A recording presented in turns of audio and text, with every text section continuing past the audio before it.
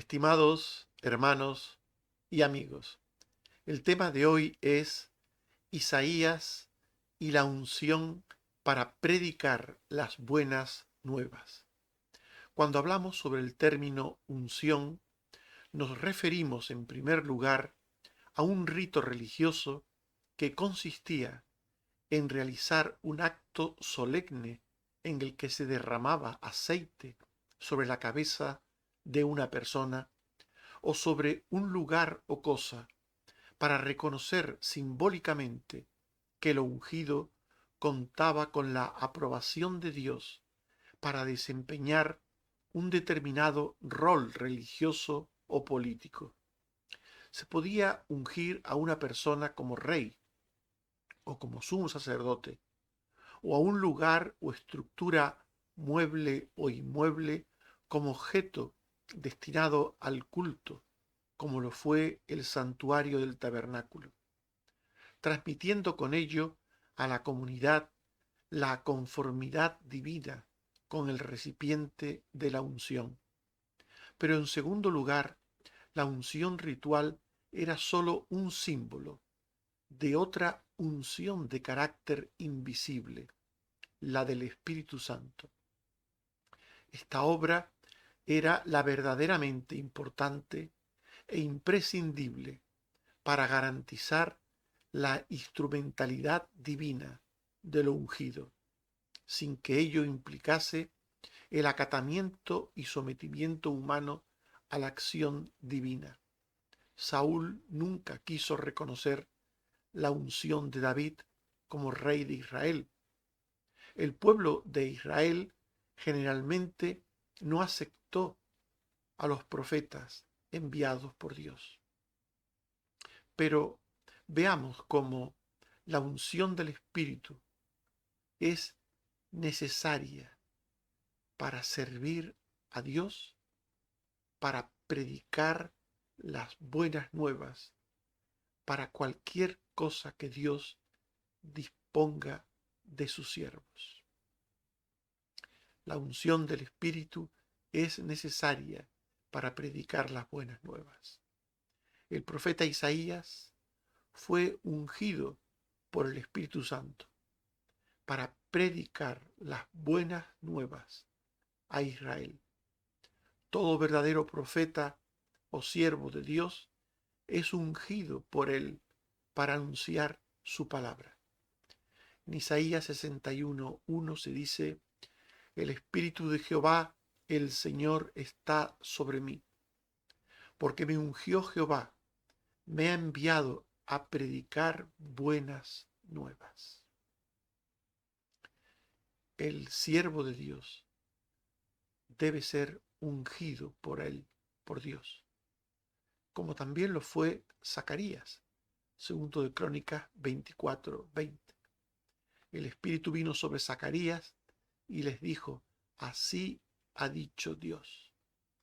Y en Ezequiel 11:5: y vino sobre mí el Espíritu de Jehová y me dijo: di, así ha dicho Jehová. Por tanto, tres ejemplos: el de Isaías, el de Zacarías y el de Ezequiel, de la unción divina por el Espíritu Santo para realizar el ministerio de la proclamación de la palabra, de la buena nueva de salvación. Las buenas nuevas para Israel hablaban de un tiempo de misericordia de parte de Dios, en el que volverían a ser el antiguo instrumento elegido para la venida del Mesías. En Isaías 61:1-2 se dice: el Espíritu de Jehová el Señor está sobre mí, porque me ungió Jehová, me ha enviado a predicar buenas nuevas a los abatidos, a vendar a los quebrantados de corazón, a publicar libertad a los cautivos y a los presos, a proclamar el año de la buena voluntad de Jehová, a consolar a todos los enlutados. Sin la unción de Dios, un siervo, un profeta, un apóstol no puede predicar en nombre de Dios.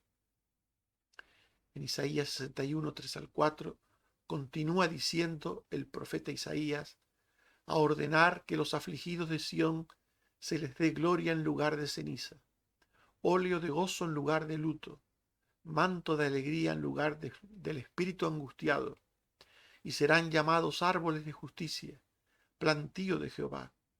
Reedificarán las ruinas antiguas y restaurarán las ciudades arruinadas, los escombros de muchas generaciones.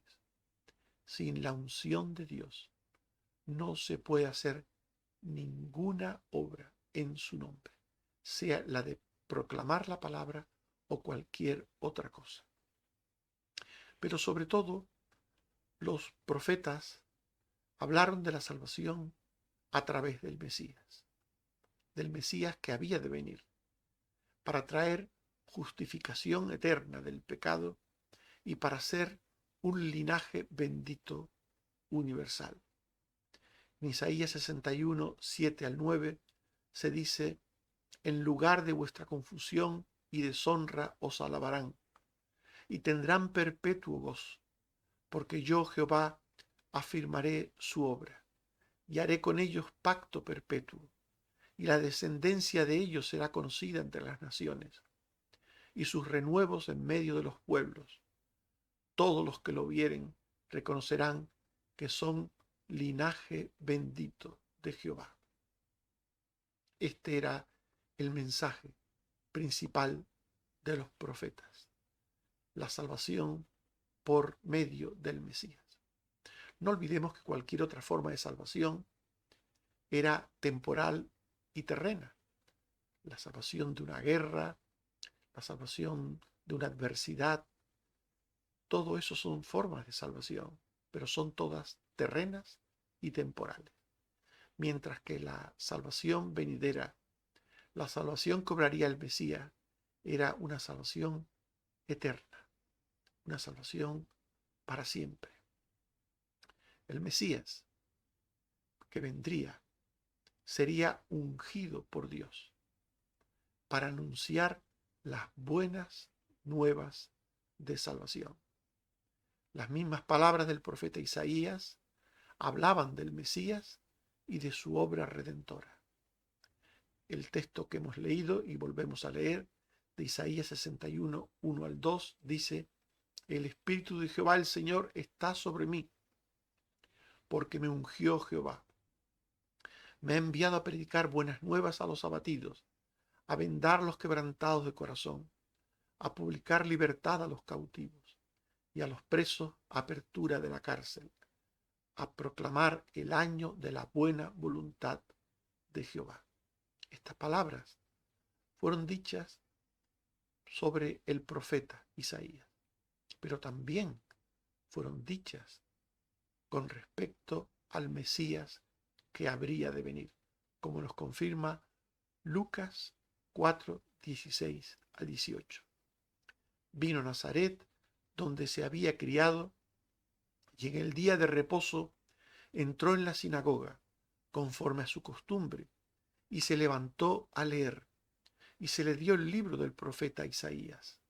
Y habiendo abierto el libro, halló el lugar donde está escrito: Espíritu del Señor está sobre mí, por cuanto me ha ungido para dar buenas nuevas a los pobres.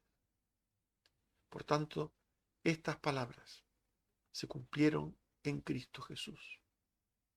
Todas las profecías mesiánicas del Antiguo Testamento se cumplieron en Cristo Jesús. Lucas 4, 18 al 21. Jesús dijo: me ha enviado a sanar a los quebrantados de corazón, a pregonar libertad a los cautivos y vista a los ciegos, a poner en libertad a los oprimidos. Y enrollando el libro, se sentó, y los ojos de todos en la sinagoga estaban fijos en él, y comenzó a decirle: hoy se ha cumplido esta escritura delante de vosotros. Por tanto, las palabras de los profetas contenían aspectos temporales que se cumplían en los profetas o en el pueblo de Israel, y aspectos que tenían que ver con el Mesías, que tenían que ver con su persona y con su obra, la del Mesías. La obra de salvación del Mesías sería de alcance universal. La obra del Mesías sería para los gentiles, para los extranjeros o extraños, y para los judíos, vosotros. La salvación que traería el Mesías sería para todas las personas, sin distinción. En Isaías 61, 5 al 6, dice: y extranjeros apacentarán vuestras ovejas, y los extraños serán vuestros labradores y vuestros viñadores. Y vosotros seréis llamados sacerdotes de Jehová, ministros de nuestro Dios seréis llamados. Comeréis las riquezas de las naciones, y con su gloria seréis sublimes. Por tanto, la obra del Mesías sería para los extranjeros y para los judíos. La salvación de Dios es para formar un solo pueblo redimido, una sola esposa de todas las naciones, para su unión eterna con Cristo, que es el esposo o renuevo de Dios. Isaías 61, 10 al 11. En gran manera me gozaré en Jehová, porque me vistió con vestiduras de salvación, me rodeó de manto de justicia, como a novio me atavió, y como a novia adornada, porque como la tierra produce su renuevo y su semilla, así Jehová el Señor hará brotar justicia y alabanza delante de todas las naciones. La salvación de Dios desde el principio de los tiempos. Él mismo dijo que era para toda la tierra, para el mundo, entendido el mundo como todas las personas, sin distinción. ¿Cómo fueron recibidas las palabras del profeta Isaías en su tiempo? ¿Cómo fueron recibidas las palabras de Jesús en el tiempo del Mesías? Los judíos en general del tiempo de Isaías rechazaron las palabras del profeta, las buenas nuevas del profeta. Los judíos fueron rebeldes y obstinados. Perseveraron en el pecado y no buscaron a Dios. En Isaías 65, 12 se dice: llamé y no respondisteis, hablé y no oísteis, sino que hicisteis lo malo delante de mis ojos, y escogisteis lo que me desagrada. Y en Isaías 64, 7 se dice: nadie hay que invoque tu nombre, que se despierte para apoyarse en ti. Y en Isaías 63, 10, ellos fueron rebeldes e hicieron enojar su Santo Espíritu. El pueblo de Israel en general fue desobediente a Dios. En general rechazó la palabra de los profetas. En general rechazó la buena nueva que hablaba del Mesías. Por eso Dios les abandonó a ellos a las consecuencias de sus propios pecados. En Isaías 64, 7 al 11 se dice: por lo cual escondiste de nosotros tu rostro y nos dejaste marchitar en poder de nuestras maldades. Tus santas ciudades están desiertas.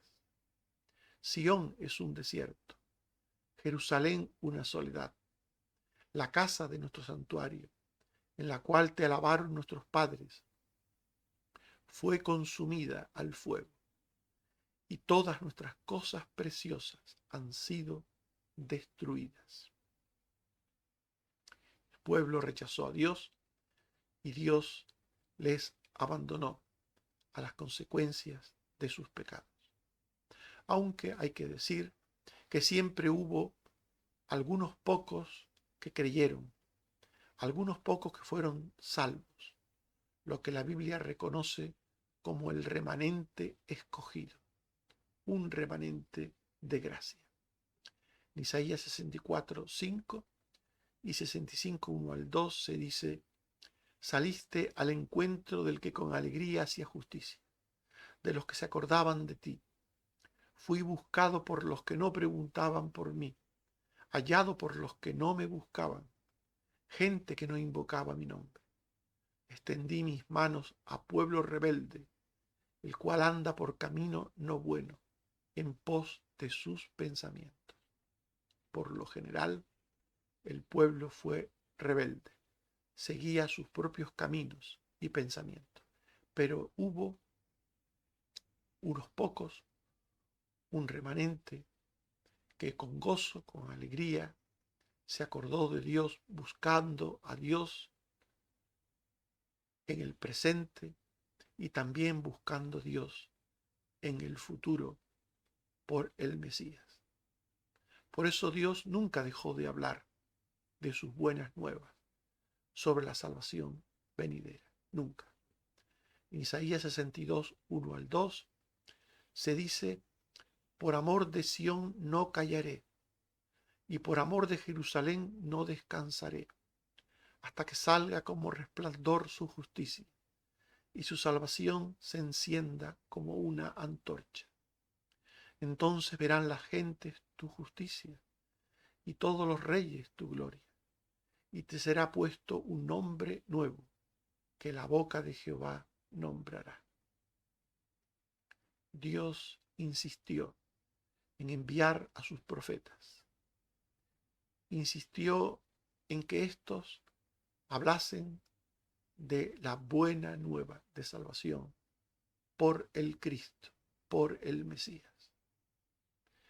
Y Dios insistió durante años y años hasta que el Salvador vino por fin en el tiempo de Dios. Hasta que el Salvador, el Redentor, el Mesías, con su sacrificio, formó un pueblo en torno a él, por medio de la fe en él, un pueblo redimido y santo. Isaías 62, 11 al 12. He aquí que Jehová hizo oír hasta lo último de la tierra. Decid a la hija de Sión: he aquí viene tu Salvador, he aquí su recompensa con él, y delante de él su obra. Y les llamarán pueblo santo, redimidos de Jehová, y a ti te llamarán ciudad deseada, no desamparada. Estas palabras proféticas, mesiánicas, se cumplieron en Cristo Jesús. Y con ellas el plan redentor eterno de Dios se realizaría en todos sus detalles. Isaías 65, 17 al 19 y 25. Yo crearé nuevos cielos y nueva tierra, y de lo primero no habrá memoria, mas os gozaréis para siempre en las cosas que yo he creado, y me gozaré con mi pueblo, y nunca más se oirá voz de lloro. El lobo y el cordero serán apacentados juntos, y el león comerá paja como el buey. No afligirán ni harán mal. De forma simbólica, aquí el profeta habla de cómo la obra de Dios junta a los que son antagonistas, al lobo y al cordero, al león y al buey. Dios junta al gentil y al judío, al esclavo y al libre, al hombre y a la mujer. Dios junta a todos sin distinción por la sangre del Cristo, por la sangre del Cordero. Dios hace un único y solo pueblo para él. Los judíos en general del tiempo del Mesías rechazaron las buenas nuevas. Lo hicieron los judíos del Antiguo Testamento y también lo hicieron los judíos cuando vino el Mesías. Los judíos del tiempo de Jesús no creyeron ni en él ni en su obra. No creyeron que lo que Jesús decía o hacía fuese la obra del Mesías prometido, porque ellos esperaban a un Mesías guerrero. Ellos esperaban un líder político, militar, alguien que, como aquellos jueces del Antiguo Testamento, los acaudillase contra los romanos. Y cuando vieron a un hombre que hablaba de paz, de amor, de salvación, que hablaba de un reino no de esta tierra, sino de otro mundo, no pudieron creer en él. Los prejuicios impiden creer en la verdad. No creyeron en Jesús como Mesías los que tenían en su mente y en su corazón una idea preconcebida y falsa del Mesías.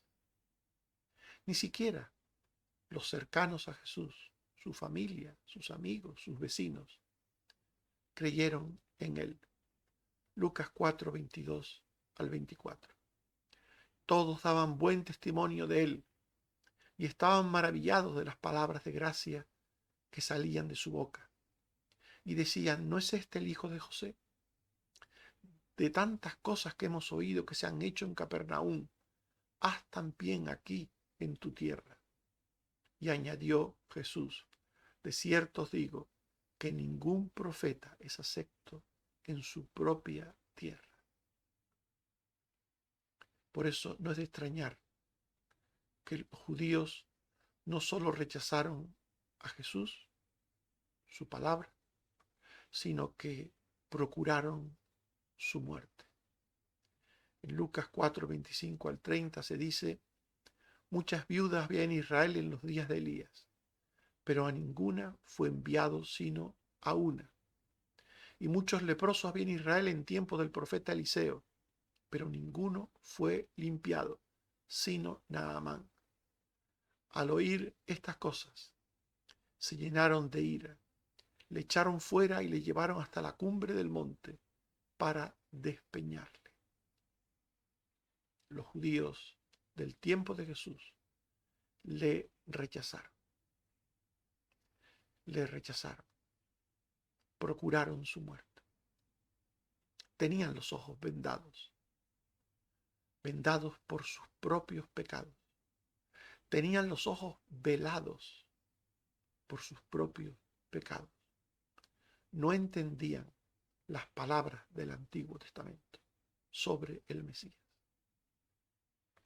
En 2 Corintios 3, 13 al 16 se dice, Moisés ponía un velo sobre su rostro para que los hijos de Israel no fijaran la vista en aquello que había de ser abolido. Pero el entendimiento de ellos se embotó, porque hasta el día de hoy, cuando leen el antiguo pacto, les queda el mismo velo sobre el corazón de ellos. Pero cuando se conviertan al Señor, el velo se quitará. El pecado hace que el ser humano tenga un velo en sus ojos para no ver ni entender a Dios. Solo la conversión verdadera, genuina, solo el nuevo nacimiento que produce arrepentimiento y fe, quita el velo, quita lo pecaminoso, lo carnal del corazón humano. Solo el remanente escogido por Dios de todas las naciones creyó en Jesús. En la hora y en el tiempo de Dios, muchos le conocieron como el Redentor enviado.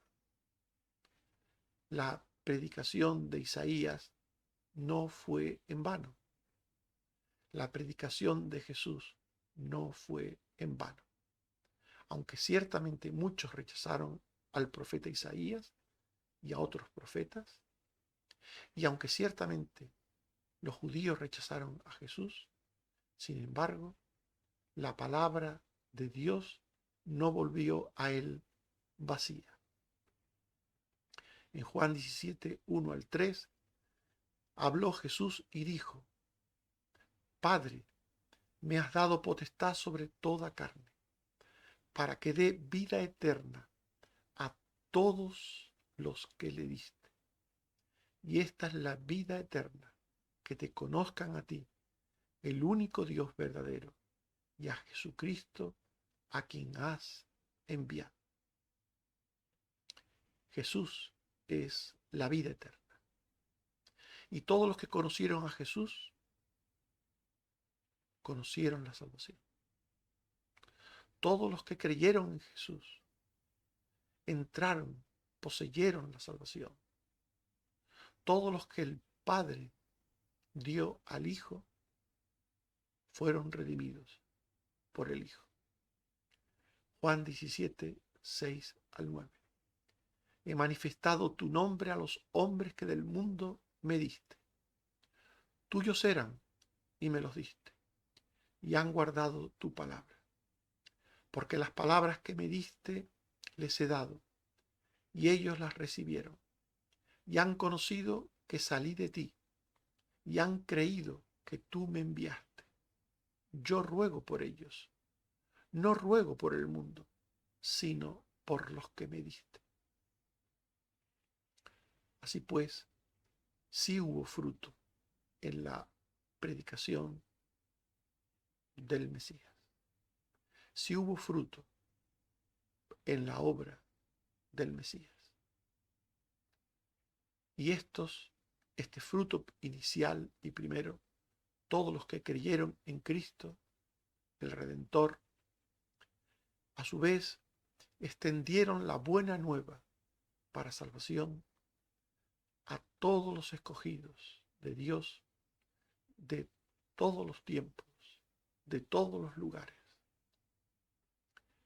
En Juan 17, 20, 21 al 24, Jesús dijo: no ruego solamente por estos, sino también por los que han de creer en mí, por la palabra de ellos, para que todos sean uno en nosotros, para que el mundo crea que tú me enviaste.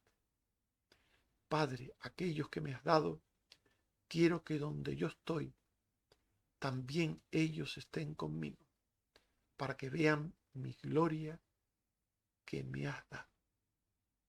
Por tanto, la salvación de Dios es una obra eficaz. La salvación de Dios fue rechazada por muchos en el Antiguo Testamento y en el Nuevo Testamento. Aún hoy es rechazada por muchos, pero todos los que fueron ordenados por Dios para salvación, todos esos han creído, creen y creerán. Estimados hermanos y amigos, hemos hablado de Isaías y la unción para predicar las buenas nuevas. Y hemos dicho que la unción del Espíritu es necesaria para predicar las buenas nuevas.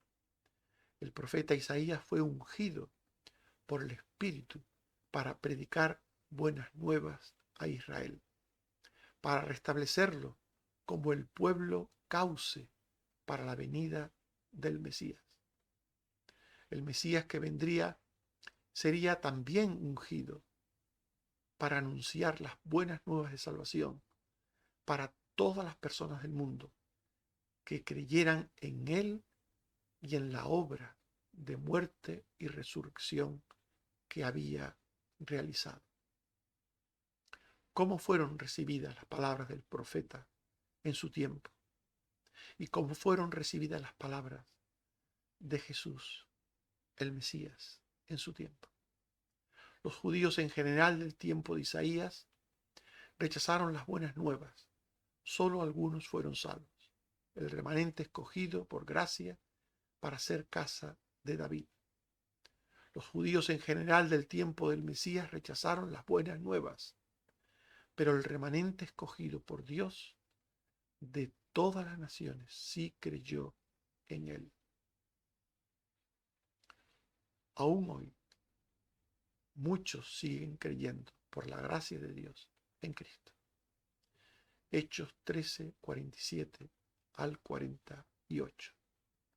Así nos ha mandado el Señor diciendo: te he puesto para luz de los gentiles, a fin de que seas para salvación hasta lo último de la tierra. Que el Señor nos ayude a entender su palabra. Amén. Oremos.